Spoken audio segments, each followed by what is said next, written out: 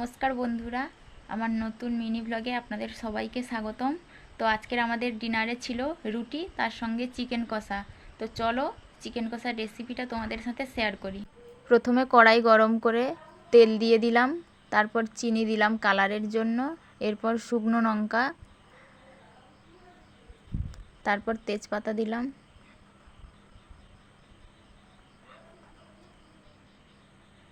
এবারে কুচিয়ে রাখা পেঁয়াজ দিলাম, দেওয়ার পর খানিকটা ভেজে নেব। কিছুক্ষণ নাড়ার পরে হালকা লবণ দিয়ে দেব। এরপর বেশ কিছুটা সময় পেঁয়াজটা ভালো করে ভেজে নেব।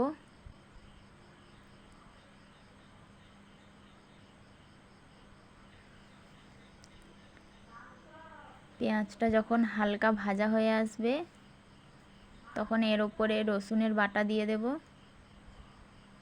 তারপর আবার বেশ ভালো করে নেড়ে নেব। এরপর আদার পেস্ট দিয়ে দেব, দিয়ে আবার ভালো করে নেড়ে নেব।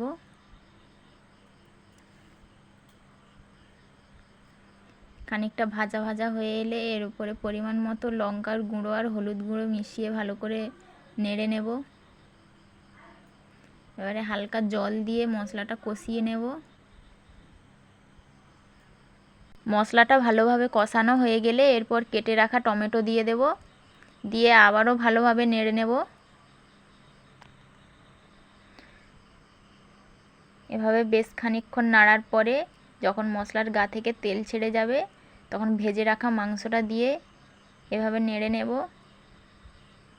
তারপরে হালকা নুন দিয়ে ভালোভাবে কষিয়ে বেশ খানিকক্ষণ এবারে ঢাকা দিয়ে রেখে দেব। তারপর ঢাকনা খুলে আবারও নাড়ার পরে কিছুটা জল দিয়ে নাড়াচাড়া করার পরে আবার কিছুটা সময়ের জন্য ঢাকা দিয়ে রেখে দেব।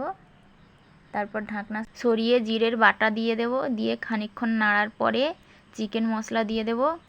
দেওয়ার পরে আবার খানিকটা ঢাকা দিয়ে রেখে দেব ভালোভাবে সেদ্ধ হওয়ার জন্য। তারপর ঢাকা খোলার পরেই রেডি আমাদের চিকেন কষা।